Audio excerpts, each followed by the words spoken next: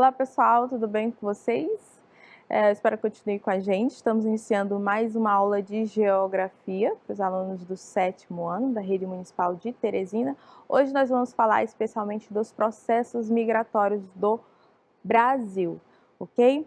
Mas vocês lembram que na aula passada ficou de responder algumas questões. Eu vou fazer isso hoje, tentar fazer hoje, certo? Se não der tempo, a gente continua numa próxima aula. Mas o que nós vamos aprender sobre os processos migratórios no Brasil? Vamos lá? Compreender as causas dos processos migratórios no Brasil. O que causa a migração? Refletindo sobre suas consequências territoriais, sociais, econômicas e ambientais. Quais são as consequências do fluxo migratório no Brasil? Depois nós vamos reconhecer e interpretar gráficos convencionais de barras de setores com base em dados socioeconômicos da região brasileira, certo? Bom, como eu falei, a gente vai responder as questões da aula passada, que ficou para hoje. Bom, na aula passada, relembrando, a gente falou sobre PEA, a população economicamente ativa, né? Lembra que o IBGE define entre os 14 e 64 anos. Nós temos população economicamente ativa, independente se ela é ocupada, se ela está, né, na CLT ou não, se ela é desempregada, mas se ela se encontra nessa faixa etária, ela faz parte do PEA, a população economicamente ativa. Nós falamos sobre trabalho formal e trabalho informal. Trabalho formal é aquele que é cadastrado pela CLT, né, assegurado pelos direitos trabalhistas, e trabalho informal é aquele trabalho autônomo, trabalho de camelô, o trabalho de sacoleiras, né, aqueles freelancers que trabalham por conta própria. Nós falamos sobre distribuição do PEA pelos setores da economia. Vimos que a partir da década de 70, né, até a década de 70, boa parte da população economicamente ativa se encontrava no setor da economia da agropecuária, da agricultura principalmente, né? Mas por conta da mecanização do campo, isso mudou bastante. Houve o êxodo rural, as pessoas foram para as cidades e aí o setor do comércio hoje, atualmente o setor do comércio é onde se concentra a maior parte da população economicamente ativa. Falamos sobre o trabalho infantil, ok? Que o ECA vai lá em 1991 alertar os países sobre o trabalho infantil, dizer que é proibido, né? E até os 14 anos, no caso, e após os 14 anos a criança pode trabalhar dos 14 aos 18 em condição, aliás, de aprendiz, certo? Trabalho infantil no Brasil ele se dá de maneira diferente, se distribui de maneira diferente. No Nordeste, as crianças trabalham especialmente na agricultura, né? No Norte, trabalha no extrativismo e na região Sudeste do país, esse trabalho infantil vai se concentrar mais no setor do comércio, no setor das indústrias. Falamos sobre a posição da mulher no mercado de trabalho, que é uma posição ainda desfavorável para a mulher, porque por conta de alguns direitos trabalhistas que não são respeitados, né, pelas empresas e tudo mais. A mulher ainda tem um acesso menor ao mercado de trabalho do que o homem, ganha desigual, né, de maneira desigual, ganha menos do que o homem para exercer a mesma função. E falamos sobre o trabalho e a tecnologia, e a consequência da tecnologia em relação ao trabalho, que pode gerar mais desempregos do que empregos, certo? Então vamos lá, vamos responder a nossa atividade da aula passada. No Brasil, segundo o IBGE, entre os anos de 2001 e 2011, o nível de emprego formal, aquele emprego, né, pela CLT, com direitos trabalhistas, cresceu em todas as regiões do país e em vários setores. Verdade. São características do emprego formal. Aqui ele quer dizer quais são as características, ele quer que você diga quais são as características do emprego formal. Letra A, a jornada de trabalho flexível e a informalidade das atividades? Não, a jornada de trabalho ele não é flexível, né? Nós trabalhamos cerca de 8 horas por dia, 6 dias na semana, tem aí pessoas que trabalham até mais, certo? Não é flexível. E não há informalidades, ok?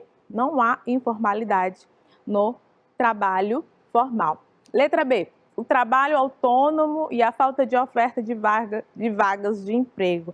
Não, trabalho autônomo está ligado a trabalho informal, que é o trabalho aquele que a pessoa trabalha por conta própria, que não quer ter patrão, ok? Letra C, o registro em carteira de trabalho e a distribuição para um sistema de seguridade social. Essa aí está corretíssima, certo? Trabalho formal, ele tem registro na carteira de trabalho, que nós chamamos de CLT, né? Possui direitos trabalhistas e ainda contribui para um sistema de seguridade social. O que é isso? Aposentadoria, né? Também contribui para a previdência de aposentadoria de outras pessoas que já estão aposentadas. Letra D, o desemprego e a ociosidade involuntária. Não há ociosidade no trabalho formal, certo? O trabalho compulsório e a inexistência de um sistema de seguridade social, não, porque nós sabemos que há uma seguridade social, que é aquilo que chamamos de INSS, né? A Previdência Social do Brasil. Então, o gabarito correto é a letra C. Vamos para a próxima? A distribuição da população economicamente ativa por setores de atividades econômicas, primário, secundário e terciário, pode fornecer dados interessantes sobre o desenvolvimento de um país. A distribuição não é uniforme e imutável, né? Ela se altera em função da especificidade econômicas e sociais de cada país. Como sabemos, a economia ela não é estável, ela está o tempo todo mudando, certo? No Brasil, a distribuição do PEA por setores de atividade mostra que, letra A maior parte da população economicamente ativa encontra-se no setor primário. Opa, já é um erro, né? Isso já foi tempo, em 1940 até era a maior parte no setor primário. Eu não vou nem ler o resto da alternativa porque está errada, certo? A população economicamente ativa, letra B, a população economicamente ativa alocada no setor secundário ultrapassa os 50% do seu total, indicando que o Brasil é efetivamente um país industrializado. Por que está errado? Porque a maior parte da população economicamente ativa, ela se encontra não no setor secundário, mas sim no setor terciário. E o Brasil não é um país tão industrializado assim como, né, se pensam. O setor terciário, por concentrar atividades extrativistas e de mineração, vem se destacando como principal setor empregador do Brasil. Gente, o setor terciário não tem nada a ver com atividade extrativista. Atividade extrativista é aquela atividade que eu vou retirar o meu produto, a minha matéria-prima diretamente da natureza. Isso faz parte do setor primário. Então, a letra C também está errada. Letra D, o setor terciário é onde se concentra a maior parte da população economicamente ativa. Correto?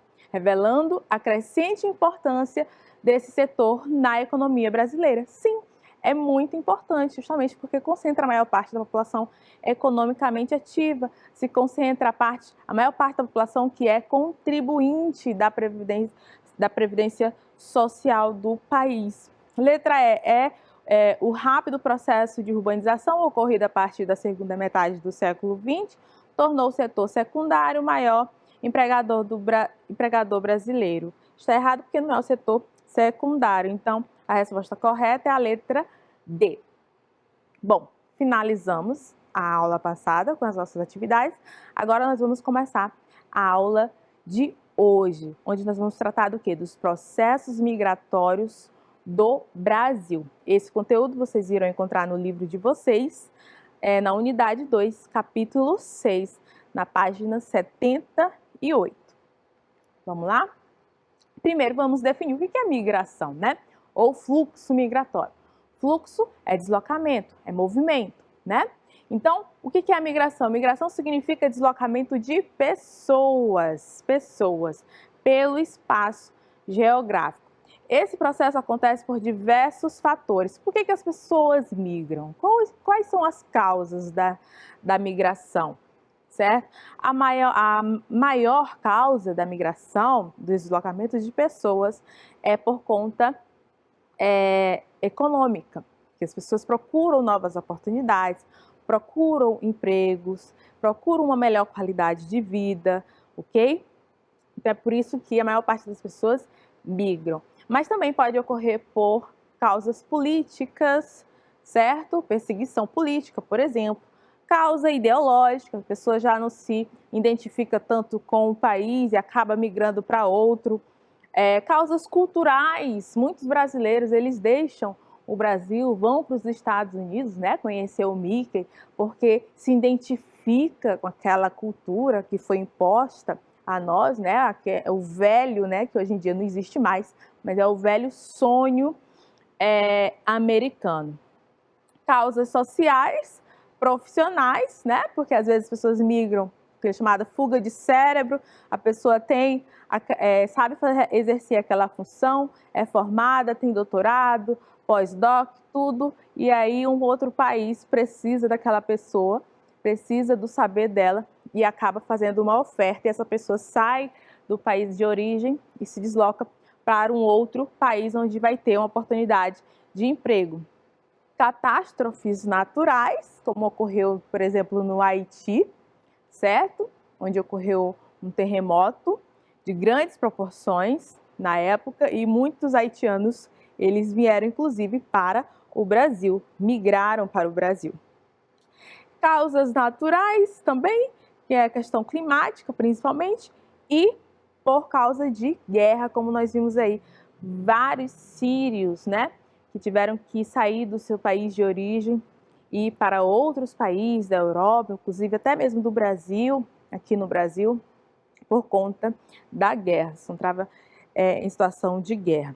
Então, as causas são de repulsa, aqueles países que causam repulsa, né, e acabam contribuindo para o deslocamento da pessoa, pela saída da pessoa, e aqueles países que são países de atração populacional, que oferece uma boa economia, está com uma economia bacana, um país que oferece uma melhor qualidade de vida. Esses países, eles acabam sendo países atrativos para a população. Vamos adiante. Aqui eu coloquei alguns exemplos de migração que nós precisamos aprender. Conceitos básicos. Migração interna, o nome já diz, aquela que ocorre dentro do país. Eu, por exemplo, querer sair do Piauí e ir para o Ceará. Me desloquei, migrei, certo? Migração externa é o deslocamento para fora do seu território nacional. Eu querer, por exemplo, sair do Brasil e ir para Bariloche, lá na Argentina, né? Meu sonho. Vamos lá. Mas tem outros conceitos, por exemplo, o nomandismo, que ocorre principalmente com povos ciganos, eles não param, eles ficam se deslocando o tempo inteiro, devido à própria cultura deles, mas não se enganem, alguns ciganos, eles estabelecem residência fixa, certo? Não são todos que praticam o nomandismo. Nós temos a transumância, né?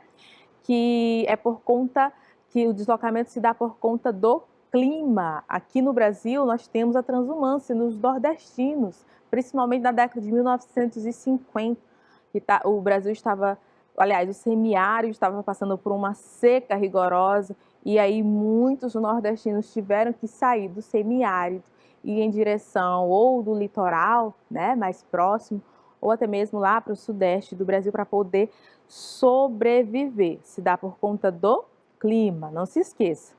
Nós temos migrações pendulares, que são aquelas migrações que ocorrem todos os dias e está relacionada ao trabalho. A pessoa se desloca de uma cidade para outra para trabalhar. Por exemplo, eu moro em Teresina, mas trabalho em Timon. Então, todo dia eu preciso ir em Timon, que é uma outra cidade, até no outro estado, para trabalhar. Então, eu realizo uma migração pendular, um deslocamento pendular. Deslocamento do campo para a cidade, que se chama êxodo rural, já falamos muito isso.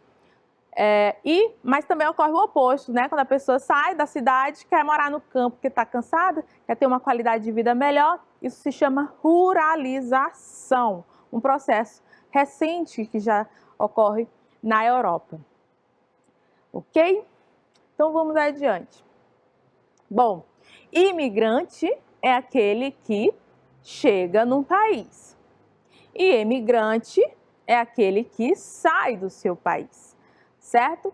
Então, eu, Ivana, estou querendo sair do Brasil, porque o Brasil está com uma economia ruim, digamos assim. E eu quero uma melhor oportunidade de vida, eu quero um melhor emprego, aliás, eu quero ganhar mais, ganhar em dólar. E aí eu me desloco para onde?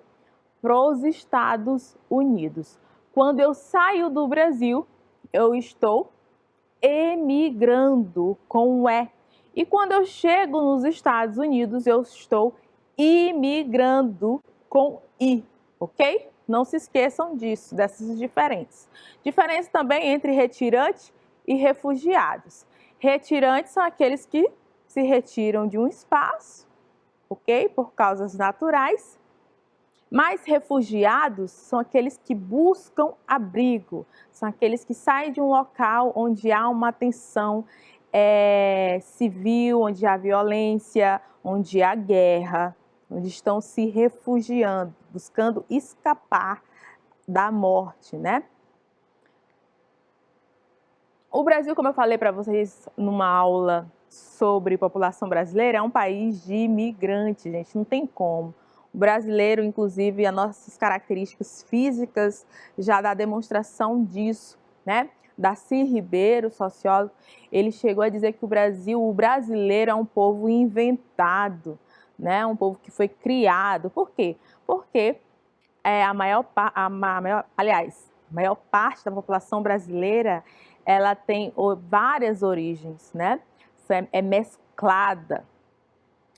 Bom, grande parte da população brasileira é formada por descendentes de pessoas vindas de diferentes partes do mundo. A chegada de imigrantes ao Brasil, principalmente em busca de trabalho e melhores condições de vida, ocorreu de maneira particularmente intensa entre os meados do século XIX e meados do século XX, quando muitos europeus, principalmente portugueses e italianos, espanhóis e alemães, e asiáticos, sírios, libaneses, japoneses, entre outros, chegaram ao país. Então, durante o início do século XIX, nós tivemos uma migração intensa no país. O Brasil, inclusive, incentivou a vinda desses imigrantes, né, principalmente de italianos e alemães, para o Brasil, e também japoneses. Por quê? Porque se deu o processo de abolição da escravatura, né? A Inglaterra botou pressão, a princesa Isabel assinou, aboliu a escravidão no Brasil. E aí o Brasil precisava do quê? De mão de obra. E para isso, o Brasil fez uma oferta para outras populações que viviam em países de instabilidade até aquele momento. Principalmente os italianos e japoneses estavam com uma economia já capenga, economia ruim, precisava de oportunidade de vida, recomeçar sua vida por conta das guerras que estavam acontecendo, das perseguições. O Brasil fez a oferta. Vem para o Brasil e a gente vai te dar terra e uma nova vida. Você vai poder ter melhores condições de vida no nosso país. Além disso, existia uma outra política, que era a política de embranquecimento da população brasileira.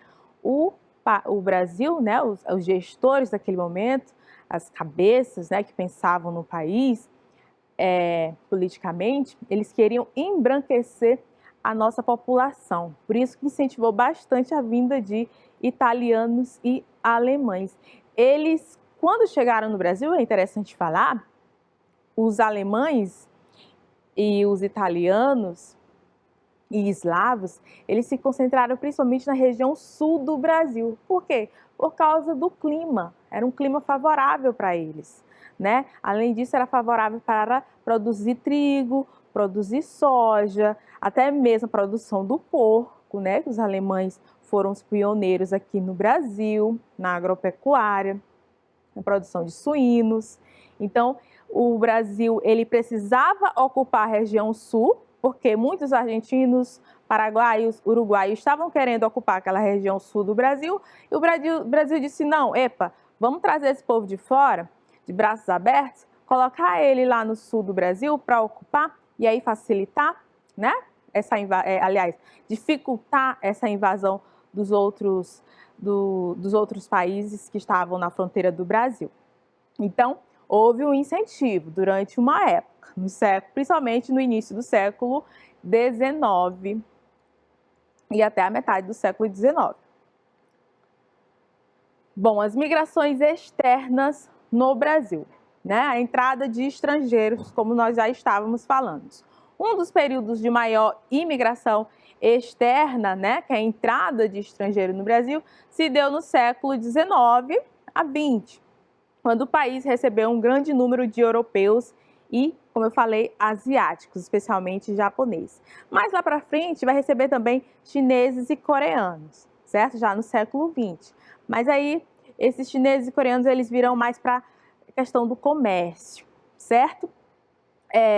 Até 1934, foi liberada a entrada de estrangeiros no Brasil. Como eu falei para você, o Brasil recebia os estrangeiros de braços abertos, né? Era uma maravilha.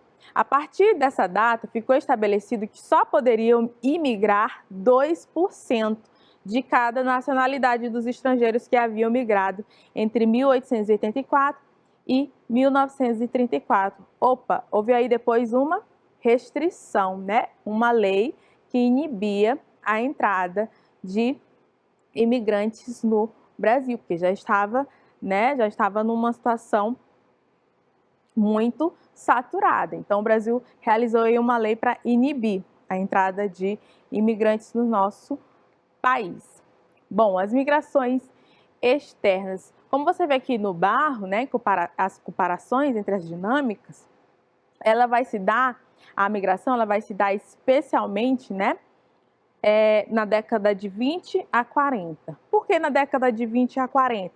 Gente, 1920, né, até 1929, nós tivemos a crise econômica, né, da queda da Bolsa de Nova York, e aí ocorreu o quê? Também, até 1940, teve muitas guerras, né, a Segunda Guerra lá na Europa, então muitos povos precisavam sair do seu país de origem porque estavam sendo perseguidos, como eu falei para vocês, especialmente italianos e japoneses, e tiveram que migrar para o Brasil nessa época. Então foi a época onde ocorreu a maior entrada de pessoas no nosso país. Com o passar dos anos, né, até a década de 80, que é chamada década perdida, essa migração diminuiu bastante. O Brasil já não tinha uma economia tão favorável, a economia do Brasil estava ruim, e aí ocorreu o quê?